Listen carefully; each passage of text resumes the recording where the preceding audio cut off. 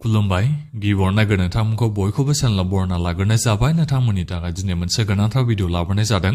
आसा खालामदों नोंथांमोना बे भिडिअखौ बयबो जोबजासिम नायलांगोन होननानै आं नोंथांमोननिसिम बे भिडिअनि गेजेरजों अरुणोदय स्किमनि मास मोनसेयाव 3000 खालामनायनि बागै दा बिनिफ्राय मोनद' हारिफोरनो एसटि होनो नागिरनायनि बागैबो आङो माखासे गोनांथार बाथ्राखौ बुंहरनो सानदों। मानो होनोबा नोंथांमोननिसिमथ' दायो बिजेपि दोला रादायखौ होबाय, जेनेबा बिथांमोना आसामाव सरकारखौ खालामफिननो हायोबा अरुणोदय स्किमनि 1250 थाखा फैसाखौ मास मोनसेयाव बिथांमोना 3000 खालामना होगोन होननानै। नाथायबा बिनि आन्दोआव मा दङ? नोंथांमोना गमामायैनो इलेक्सननि उनाव अरुणोदय स्किमनि जे 3000 फैसाखौ मोननो हामारगोन नामा? इलेक्सन जोबनाय लोगो लोगो आं बेखौ नोंथांमोननिसिम बे भिडिअनि गेजेरजों खोन्थाहरनो सानदों। आरो बेजों लोगोसेनो बिजेपि दोला इलेक्सननि मेनिफेस्ट'आव बिथांमोना रादाय होदों जे मोनद' हारिफोरनो एसटि होनायनि बागैबो। दा बेफोरनि बागैबो आं नोंथांमोननिसिम बे भिडिअनि गेजेरजों माखासे बाथ्रा बुंहरनो सानदों। गासिबो नोंथांमोना बे भिडिअखौल' जोबजासिम नायलांबानो जाबाय।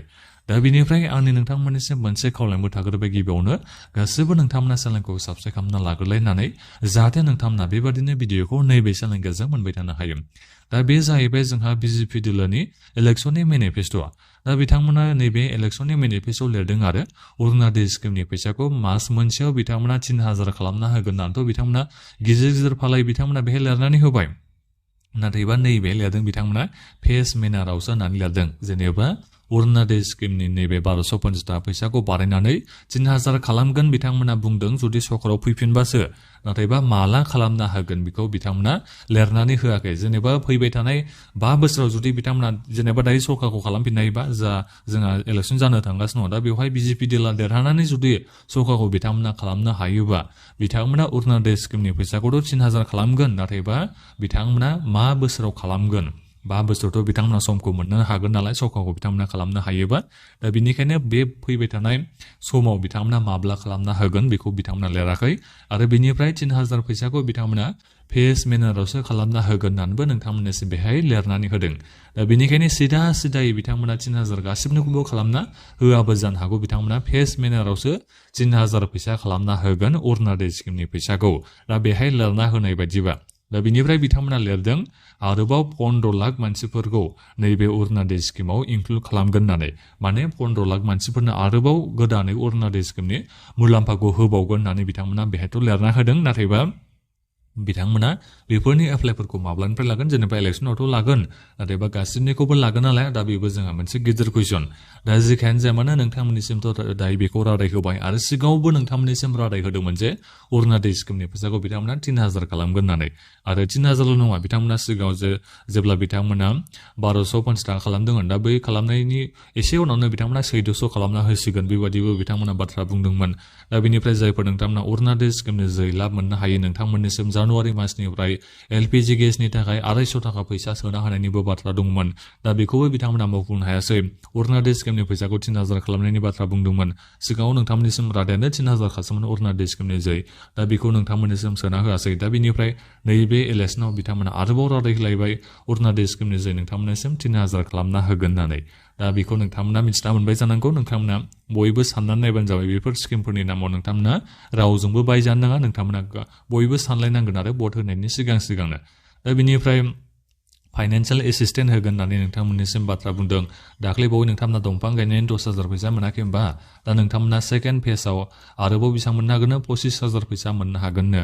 दा बिनि बागैबो जोंहा बेहाय लिरनानै होनाय दङ। दा बेफोर स्किमफ्रा नोंथांमोननि थाखाय मोजां नंगौना नङा? दा बेखौ नोंथांमोना गावबागावनो सानना नायबानो जाबाय। नोंथांमोननिसिम नैबे बिजेपि दोलोआ थांनाय 5 बोसोराव मोजां हाबा मावनानै होगोन ना होआखै?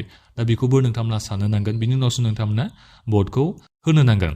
आरो बिनिफ्राय नोंथांमोननिसिम जोंहा बेहाय लिरनानै होदों 6 कमिउनिटिनो बिथांमोनना एसटि होनायनि माखासे बाथ्राखौ। जेनेबा नोंथांमोना दाख्लैबावै मिथिना मोनजोबखाबाय जोंहा नैबे ग्रुप अफ मिनिस्टार बिथांमोना रेकमेन्डेसन हरनायखौ। सेन्ट्रेल गभर्नमेन्टआ रेकमेन्डेसन हरदोंमोन नालाय ग्रुप अफ मिनिस्टार बिथांमोना मोनसे बानायबाय। बिनिफ्राय बिथांमोना सेन्ट्रेल गभर्नमेन्टनिसिम रेकमेन्डेसनखौ हरबाय। दा बिनिफ्राय नैबे मा कमिउनिटिनो कच, राजबंशी, थाई, आहम, आदिबासी, टि ट्राइब्स, सुतिया, मरान, मथ' बे बिथांमोना बे मोनद' हारिनो बिथांमोना एसटि होनायनि बागै सेन्ट्रेल सरकारनिसिम बिथांमोना एक्टिभलि सेन्ट्रेल सरकारजों बिथांमोना एक्टिभलि खामानिखौ मावगोन जाहैबाय।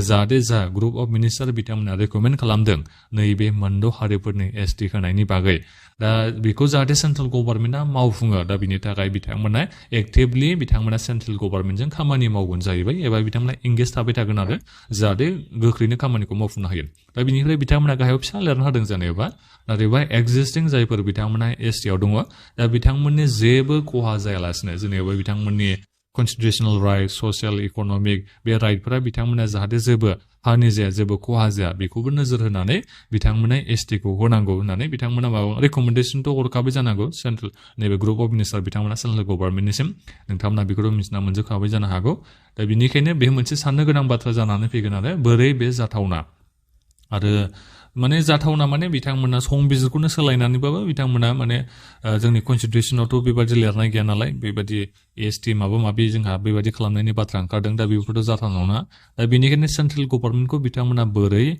माबा खालामगोन बिथांमोना बोरै सावरायगोन बोरै एसटि बिथांमोना मोनद' हारिनो एसटि होनांगौ बियो मानो होनोबा जोंहा सेन्ट्रेलाव मोनसेल'सो एसटि जायो एसटिपि एसटि हेल्थ बेबायदि जोंहा जेबो गैया आरो बिनिफ्राय बायदिसिना बिथांमोना एसटि खथा बानायनायनि बाथ्रा बुंदों दा जोंहा सेन्ट्रेलाव बेबादिथ' जेबो खथा गैया नोंथांमोना बेखौ मिथिखागौ बेनिखायनो जुदि नैबे मोनद' हारिफ्रा एसटि मोनमारोबाथ' हले जोंनि थाखायथ' खहा जाखागोन सेन्ट्रेल लेभेलाव जोंहा खहा जागोन बिथांमोना जोंनि आसामाव जुदि बायदिसिना खथा खालामबाबो सेन्ट्रेल लेभेलावथ' जोंहा हाइलि कम्पिटिसन जाहैगोन आरो जोबोद माने गासिबो बिथिङावनो खहा जायो नोंथांमोना बेखौ सानना नायबानो जाबाय आरो जायफोर बिथांमोना मोनद' हारिफोर दा बिथांमोनाथ' सुबुं अनजिमानि जोबोद बाराखा नोंथांमोना मिथिखागौ दा बेनिखायनो जोबोद बेयो जोंनि थाखाय साननो गोनां बाथ्रा जानानै फैदों आरो दा बे जाहैबाय बिथांमोना नैबे इलेक्सननि मेनिफेस्ट'बो रादायखौ होना लाबाय माने होगोन सानखादों आं बेखौथ' बिथांमोना होबाय जेला बिथांमोना बेखौ इमप्लिमेन्ट खालामनो एबा मावनो थाखायबो बिथांमोना खामानिखौ मावगोन भारत सरकारजों दा बेखौनो नोंथांमोना बयबो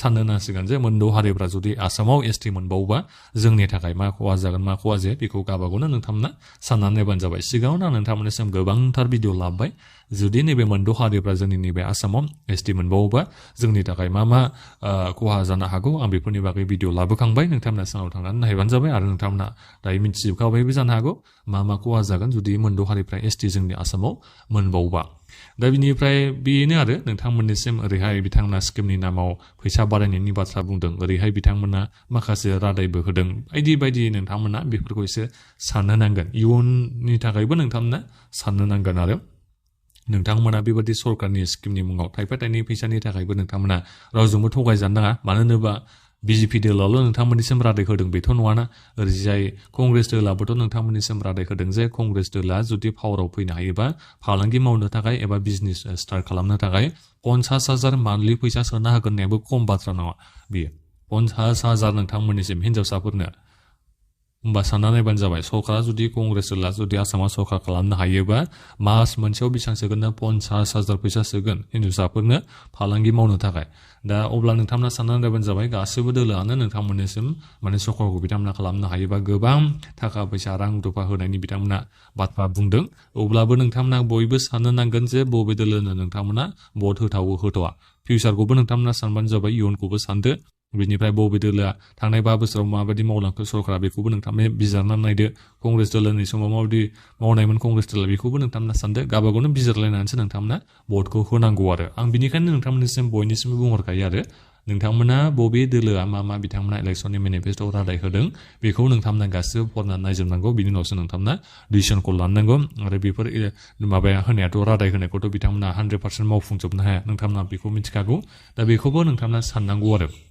दा बिनिखायनो कंग्रेसनिखौबो नोंथांमोना इलेक्सननि मेनिफेस्ट'खौ मोजाङै फरायनानै बिजेपिनिखौबो नोंथांमोना फरायनानै बबेबा रायजो दलनिखौबो नोंथांमोना फरायनानै बिपिएफनिखौबो नोंथांमोना इउपिपिएलनि इलेक्सननि रादाय होनायखौ नोंथांमोना नायबानो जाबाय गासिबनिखौबो नोंथांमोना नायनांगौ बिनि उनावसो नोंथांमोना डिसिसनखौ लानांगौ बिथांमोना मावफुंनो हामारगोन ना हामारा बेफोरखौ नोजोर बोनानै आरो सोर बिजाथिफोरखौबो नोंथांमोना नायनांगौ सोरनो नोंथाङा भट होनो थांदों दा बे बिजाथिनि माबाखौबो आखल आखु नोजोरखौबो नोंथांमोना नायनांगौ बिथाङा नोंथांमोननिसिम मोजां खामानि मावना होगोन ना होआ आरो जायफोर देरहाखांनाय बिथांमोना मोजाङै मावना होमारगोन ना होमाराखै बेफोरखौबो नोंथांमोना नोजोर बोनो नांगौ दा बेखौनो आं नोंथांमोननिसिम बे भिडिअनि गेजेरजों बुंहरनाय जाबाय दा बेखिनियावनो आंनि माबाफोर बुंनायाव जुदि गोरोन्थि जालांबायबा नोंथांमोना आंखौ बयबो निमाहा होगोन होननानै आसा खालामनाय थाबाय गावबागावनि रायखौ भिडिअ कमेन्ट्सआव नोंथांमोना कमेन्ट खालामना होदो बे भिडिअखौ नोंथांमोना गासिबोनोबो शेयार खालामबानो जाबाय आरो जाहाथे नोंथांमोना बेबादिनो भिडिअ मोननो हायो बिनि थाखाय गासिबो चेनेलखौ साबस्क्राइब खालामनानै लाबानो जाबाय दा बेखिनियानोमोन गोजोन्थों